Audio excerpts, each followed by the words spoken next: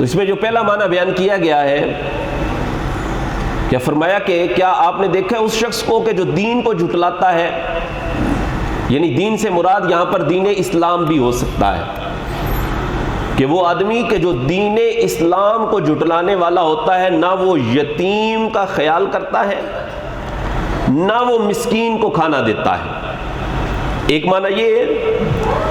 اور دوسرا اس کا معنی یہ کہ وہ بندہ کہ جو یوم آخرت کا انکار کرتا ہے، قیامت والے دن کا انکار کرتا ہے، اور جو بندہ آخرت کا منکر ہو جائے، اس کی نظر کے اندر پھر اچھے اعمال کرنا کوئی معنی نہیں رکھتا، اس کو اچھے اعمال کی کوئی پرواہ نہیں ہوتی، کیونکہ اعمال کی پرواہ تو اس شخص کو ہوتی ہے نا کہ جس کو اس بات کا یقین ہو کہ روز جزا آئے گا، وہ قیامت کا دن لگے گا اور مجھے اللہ کے سامنے پیش ہونا ہے، اس کو فکر ہوگی نا اچھے اعمال کی، کہ اگر کسی کے ساتھ زیادتی کروں گا، اگر میں کسی کے ساتھ ظلم کروں گا تو کل بروز قیامت مجھے اس کا حساب دینا پڑے گا۔ اور جو شخص یوم آخرت ہی کا منکر ہو جائے، اسے پھر انسانیت کی پرواہ نہیں ہوتی، اور وہ بندہ معاشرے کا ناسور ہوتا ہے، اور وہ بندہ انسانیت کے درجے سے بھی گر جاتا ہے، یوم آخرت کا جو بندہ منکر ہو گیا۔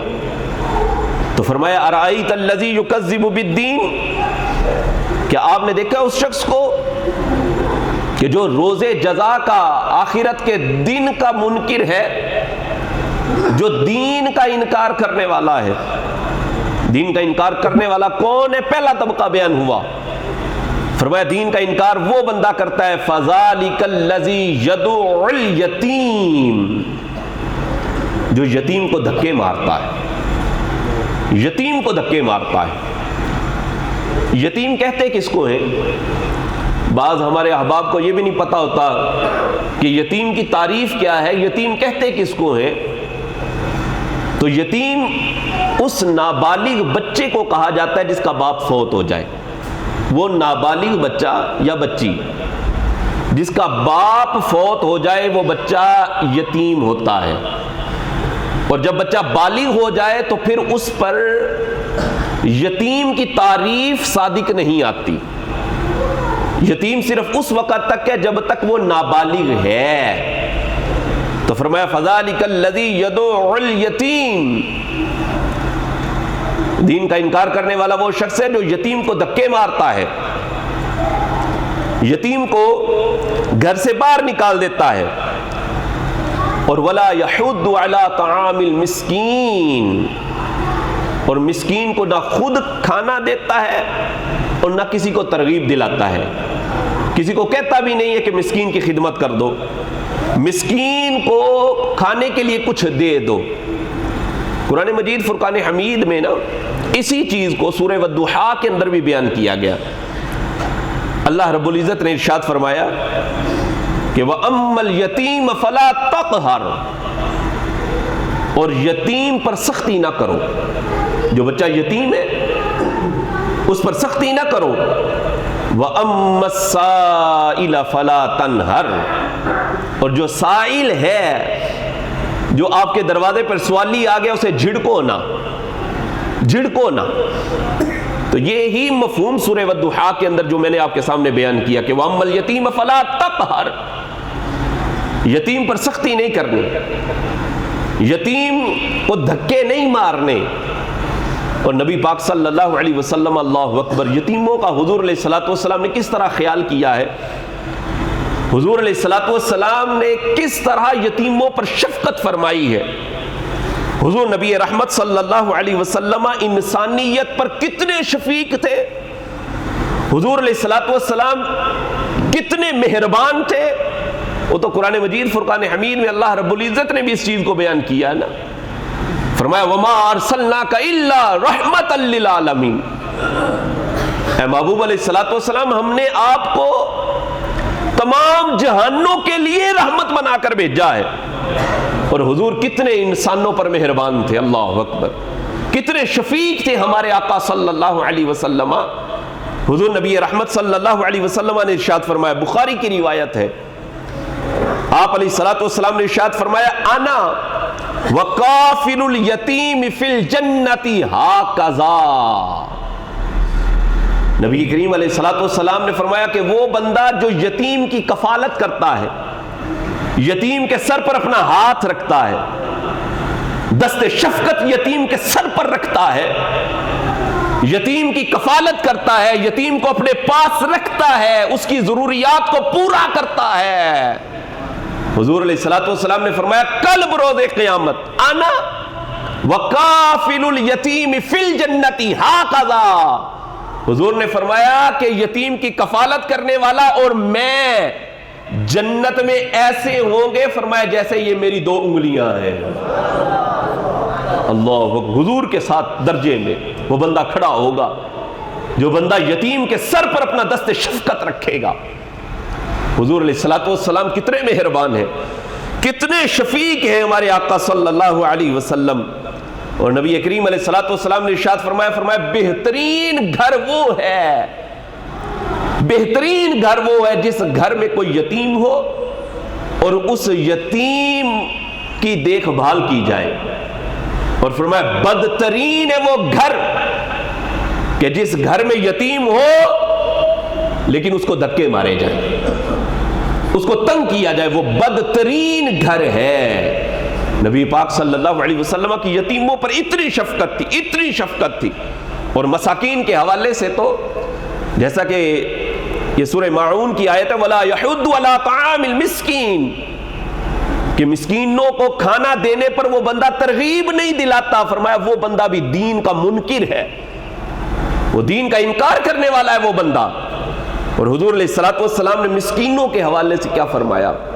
آپ علیہ الصلوۃ والسلام نے ارشاد فرمایا بہترین صدقہ یہ ہے کہ تو کسی بھوکے کے پیٹ کو بھر دے، یہ بہترین صدقہ ہے، کسی بھوکے کے پیٹ کو بھر دینا۔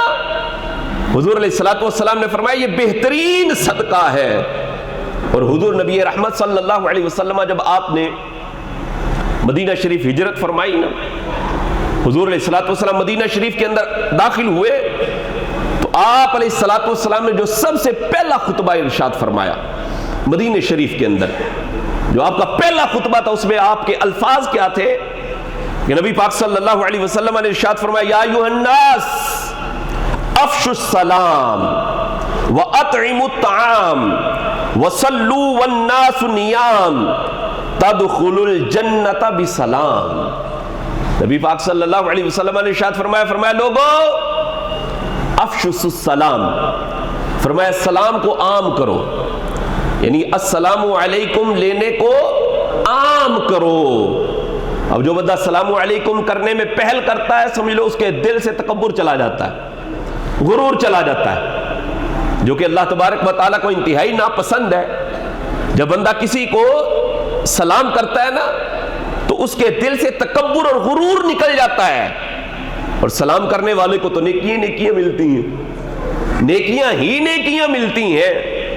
تو نبی پاک صلی اللہ علیہ وسلم نے ارشاد فرمایا یا ایھا الناس، اے لوگو افشوا السلام، سلام کو پھیلا دو، سلام کو عام کرو، اور فرمایا وَأَطْعِمُوا الطَّعَامَ، اور لوگوں کو کھانا کھلاؤ، بھوکوں کو کھانا کھلاؤ، مساکین کو کھانا کھلاؤ، اور فرمایا وَصَلُّوا وَالنَّاسُ نِيَامٌ، اور فرمایا نماز پڑھو اور اس وقت پڑھو جب لوگ سو رہے ہوں،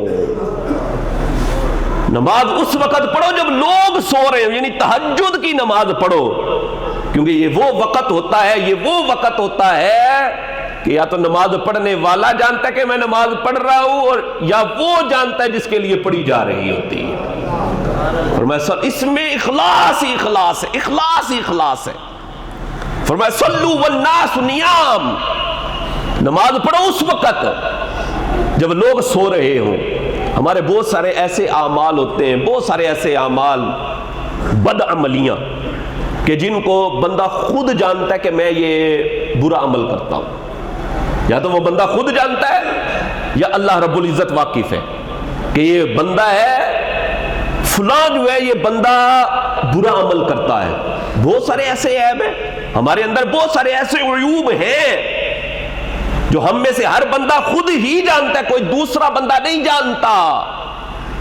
دوسرا بندہ نہیں جانتا کہ میں یہ برا عمل کرتا ہوں. تو کچھ ہمارے ایسے نیک اعمال بھی تو ہونے چاہیے نا, ایسے نیک اعمال بھی ہونے چاہیے کہ یا تو وہ بندہ نیک عمل کرنے والا جانتا ہو یا اس کا رب جانتا ہو. اور خدا کی قسم اگر ہمارا ایک ایسا عمل بھی ہوا نا, توجہ رکھیے گا, سو نہ جایا کرو, ایک ایسا عمل بھی ہوا کہ جو بندہ خود عمل کرنے والا جانتا ہے اور اس کا رب جانتا ہے, تو میں کہتا ہوں کہ کل بروز قیامت سارے عیبوں پر پردہ ڈالنے کے لیے وہ ایک عمل ہی ہمارا کافی ہو جائے گا. ایک عمل ہی ایسا ہو جائے گا. اللہ, ایسا ایک عمل تو ہونا چاہیے نا. تو فرمایا صلو والناس نیام, نماز پڑھو اس وقت. تہجد کی نماز ہوتی ہے جب رات کا آخری حصہ چل رہا ہوتا ہے, سارے لوگ سو رہے ہوتے ہیں, بندہ اٹھے, آئے ہائے, وضو کرے اور پھر اللہ کی بارگاہ میں یہ سر سجدے میں رکھے اور کسی کو بتائے نا, پھر نہ بتائے نا کسی کو کہ میں رات کو اٹھا تھا اور میں تہجد کی نماز پڑھ رہا تھا, نہ. بس عمل ایسا ہونا چاہیے کہ بندہ خود جانے اور اس کا رب جانے.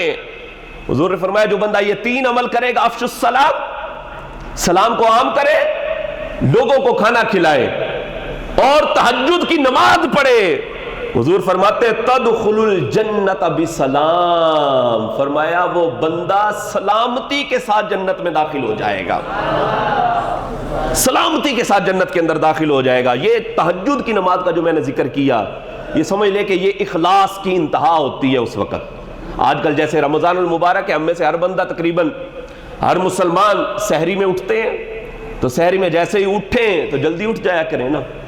بعض احباب بالکل جب 5-10 منٹ رہ جاتے ہیں نا تو گھر والوں کہتے ہیں اس وقت میں نے اٹھایا جی, اب میں فٹافٹ جناب روٹی کھا کے نال ہی لیٹ جاؤں. پھر بھائی آپ نے اٹھنا تو ہے ہی ہے نا سحری میں, تو بندہ تھوڑی سی دیر پہلے اٹھ جائے, اور جب بندہ تھوڑی سی دیر پہلے اٹھے وضو کرے, اور وضو کرنے کے بعد الگ ہو کر نہ کمرے کے اندر اللہ اکبر اور اللہ کی بارگاہ میں 2 رکعتیں تہجد کی نماز کی ادا کرے, اور اللہ رب العزت کی بارگاہ میں دعا کرے, گڑ گڑائے اور اپنے گناہوں سے معافی مانگے. یہ وہ وقت ہوتا ہے کہ جس وقت اللہ کی رحمت بڑے جوش پر ہوتی ہے, بڑے جوش پر ہوتی ہے. اور یہ جو عشرہ چل رہا ہے یہ عشرہ مغفرت ہے. اللہ سے اپنی مغفرت کی دعا کرے, اللہ سے اپنی مغفرت مانگے, اللہ کی رحمت بڑے جوش پر ہوتی ہے. یہ وقت ہمیں ضائع نہیں کرنا چاہیے. یہ رمضان المبارک کی مبارک گھڑیاں نہ جانے زندگی میں دوبارہ نصیب ہو یا نہ ہو. بہت سارے ایسے لوگ تھے جو پچھلے سال ہمارے ساتھ رمضان میں تھے لیکن اس سال نہیں ہے, دنیا سے چلے گئے. تو موت کا تو پتہ ہی کوئی نہیں نا کب آ جانی ہے, نہ جانے اگلا سال نصیب ہونا ہے کہ نہیں ہونا.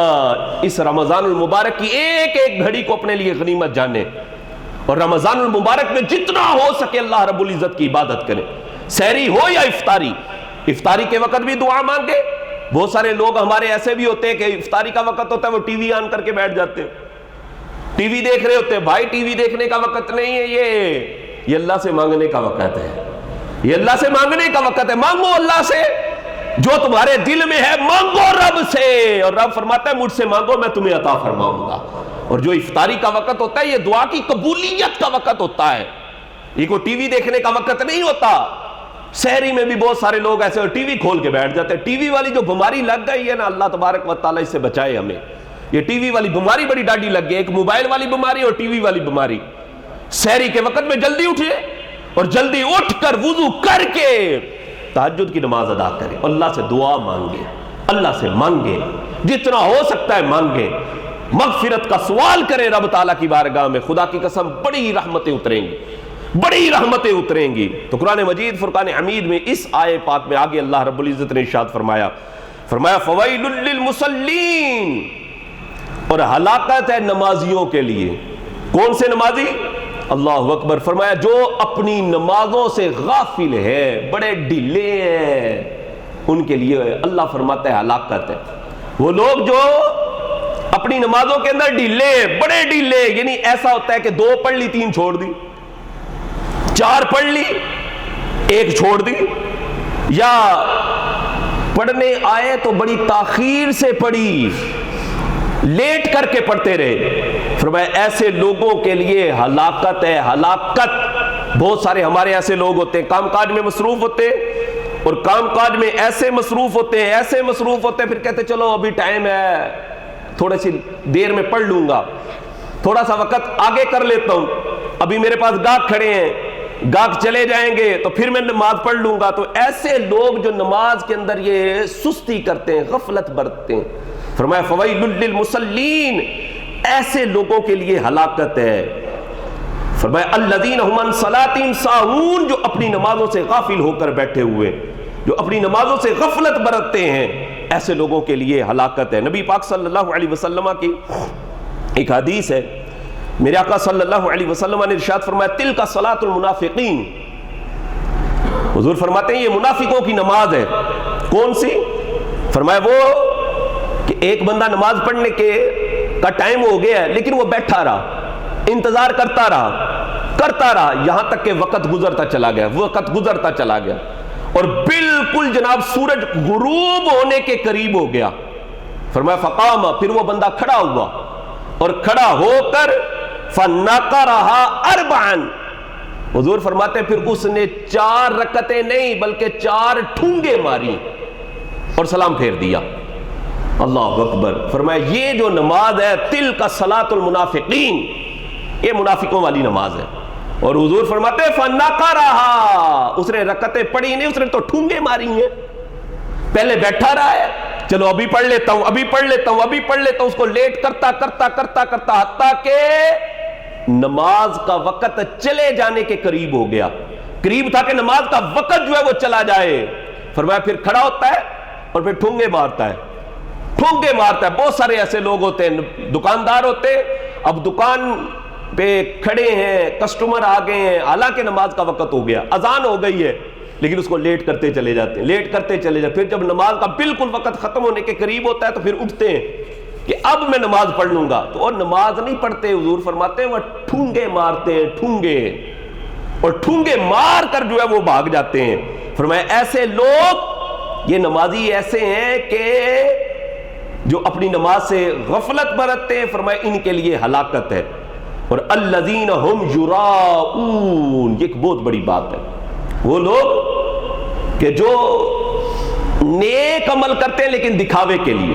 آج کل یہ جو بیماری ہمارے اندر رائج ہو چکی ہے, اللہ اکبر, الامان والحفیظ, کیا نیک لوگ, کیا مذہبی لوگ, کیا دنیا دار لوگ, کیا سیاسی لوگ, دکھاوا.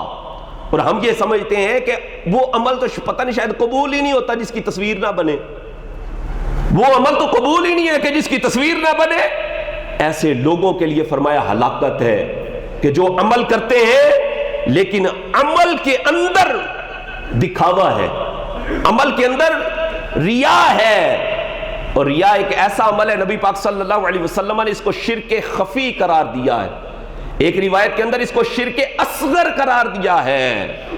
ایک تو وہ شرک ہوتا ہے کہ بندہ اللہ تبارک و تعالیٰ کی ذات میں یا صفات میں کسی کو شریک ٹھہرائے, یہ شرک اکبر ہے, یہ شرک جلی ہے. اور دوسرا شرک جس کو شرک خفی قرار دیا گیا, شرک اصغر قرار دیا گیا, فرمایا یہ وہ عمل ہے کہ جو بندہ کسی کو دکھانے کے لیے کرتا ہے, کسی کو دکھانے کے لیے عمل کرتا ہے. حضرت عبداللہ بن عمر رضی اللہ تعالیٰ عنہ کی روایت ہے کہ نبی پاک صلی اللہ علیہ وسلم نے فرمایا کہ جس نے اپنا عمل لوگوں کو سنانے کے لیے کیا اور اس نے سنا بھی دیا, سنانے کے لیے کہ میں فلاں عمل کرتا ہوں. ہم میں سے اگر بندہ نیک عمل کر ہی لے تو وہ چند بندوں تک جب تک بات نہ پہنچا دے اس کو ہضم ہی نہیں ہوتا, عمل ہی نہیں ہضم ہوتا. کہتا ہے میں راتی اٹھا تھا نا تہجد دی نماز واسطے, چاہے منڈا اس وقت میں موبائل تے لگا سی, تو یہ نہیں بتا رہا کہ یہ لڑکا اس وقت موبائل پہ بات کر رہا ہے, بس یہ بتانا چاہ رہا ہے کہ میں رات کو تہجد پڑھنے کے لیے اٹھا تھا. عمل اگر اچھا کر لیا جائے تو اس کو ہضم کرنے کی کوشش کرنی چاہیے کہ میں نے نیک عمل کیا ہے. نبی پاک صلی اللہ علیہ وسلم نے ارشاد فرمایا جس نے کسی کو دکھانے کے لیے, سنانے کے لیے عمل کیا اور اس نے وہ عمل اسے سنا دیا, نبی پاک صلی اللہ علیہ وسلم نے ارشاد فرمایا وہ بہت ہی چھوٹا بندہ ہے, بہت چھوٹا بندہ ہے. یا تو وہ بندہ بڑا چھوٹا ہے یا اس کا عمل انتہائی چھوٹا ہو گیا ہے اور اس کا عمل ضائع ہو گیا ہے. اور اسی طرح کی ایک اور روایت حضرت شداد بن اوس رضی اللہ تعالیٰ عنہ بیان کرتے ہیں کہ نبی پاک صلی اللہ علیہ وسلم نے ارشاد فرمایا من صلی یرائی فقد اشرک ومن صام یرائی فقد اشرک وتصدق یرائی فقد اشرک. نبی پاک صلی اللہ علیہ وسلم نے ارشاد فرمایا جس نے نماز پڑھی اس لیے تاکہ لوگ اس کو نمازی کہیں، لوگوں کو دکھاوے کے لیے نماز پڑھی، حضور فرماتے فقد اشرک، اس بندے نے شرک کیا ہے، اس بندے نے شرک کیا ہے. اور فرمایا ومن صام یرائی فقد اشرک، اور جس نے روزہ اس لیے رکھا لوگوں کو دکھاوے کے لیے، فرمایا اس بندے نے بھی شرک کیا ہے. اور جس بندے نے صدقہ دیا لوگوں کو دکھانے کے لیے، فرمایا فقد اشرک، اس نے بھی شرک کیا ہے. کس نے بھی یہ عمل کی؟ کتنے بڑے یہ 3 عمل ہوتے ہیں، کتنے بڑے یہ عمل ہے. نماز پڑھنا بہت بڑا عمل، روزہ رکھنا بہت بڑا عمل، اللہ کی راہ میں صدقہ و خیرات کرنا بہت بڑا عمل ہے. لیکن اس عمل کے اندر اگر اخلاص نہیں ہے، اللہ کی رضا نہیں ہے، اللہ کی خوشنودی نہیں ہے، تو وہ عمل کے بارے میں حضور فرماتے فقد اشرکا، اس نے شرک کیا ہے، اس بندے نے شرک کیا ہے کہ جس نے دکھاوے کے لیے عمل کیا ہے.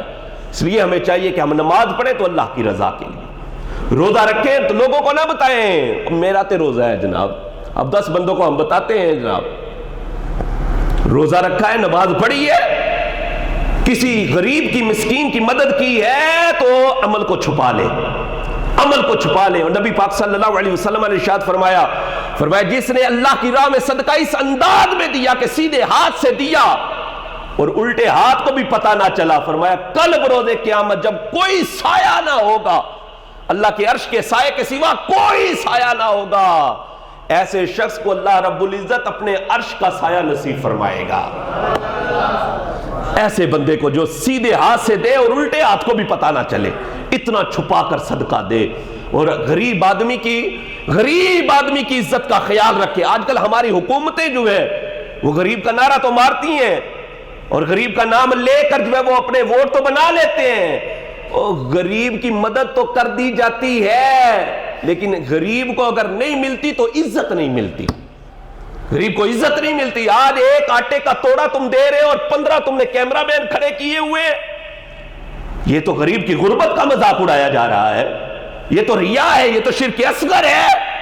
اگر تو نے کسی غریب کی مدد کرنی ہے تو اس انداز میں کر کے آنا کہ تیرے گھر والوں کو بھی پتہ نہ چلے کہ تو نے غریب کے گھر جو ہے وہ آٹے کا توڑا پہنچا دیا ہے، تو نے چینی جو ہے یا کوئی اور چیز غریب آدمی کی مدد کی ہے. اس انداز میں مدد کرو، اس انداز میں مدد کرو کہ تم جانو اور تمہارا رب جانے. اور میں نے اس چیز کو بیان کیا کہ ہمارے بہت سارے ایسے عیوب ہوتے ہیں، بہت سارے ایسے عیوب ہوتے ہیں کہ جو ہم خود جانتے ہیں یا رب تعالیٰ جانتا ہے. ایسے ہمارے اندر، ہم میں سے ہر بندے کے اندر ایسے عیب ہیں، ایسی بدعمالیاں ہیں. کاش ایسا بھی ہو نا کہ ہمارا کوئی اچھا عمل ایسا ہو، اچھا عمل ایسا ہو کہ جس کو بندہ خود جانتا ہو یا اس کا رب جانتا ہو. خدا کی قسم اگر ہمارا ایسا عمل ہوا نا، ایک بھی ایسا عمل ہوا، میں کہتا ہوں وہ ایک ایسا عمل بھی کل بروز قیامت ہمارے سارے عیبوں پر پردہ ڈالنے کے لیے کافی ہو جائے گا. ایک ایسا عمل کریں. ہاں تو ریا یہ شرک اصغر ہے، عمل ضرور کریں لیکن کسی کو دکھاوے کے لیے نہ ہو. نیک عمل کریں اور اپنے نیک اعمال کو چھپائیں، صدقہ و خیرات کریں، نماز پڑھیں، تہجد پڑھیں، روزے رکھیں، زکاتیں دیں، لیکن کسی کو بتائیں نہ، کسی پر احسان نہ جتلائیں، کسی کو یہ نہ کہیں کہ میں فلاں کی بندے کی مدد کرتا ہوں. نہ، بڑی چھپا کر مدد کریں. اور ایسے بندے کے لیے اللہ رب العزت کی بارگاہ سے بڑے انعام و اکرام ہے، بڑے انعام و اکرام ہے. اللہ رب العزت کی بارگاہ میں دعا ہے رب کائنات عمل کی توفیق نصیب فرمائے. آمین آمین بجاہ نبی امین صلی اللہ علیہ وسلم.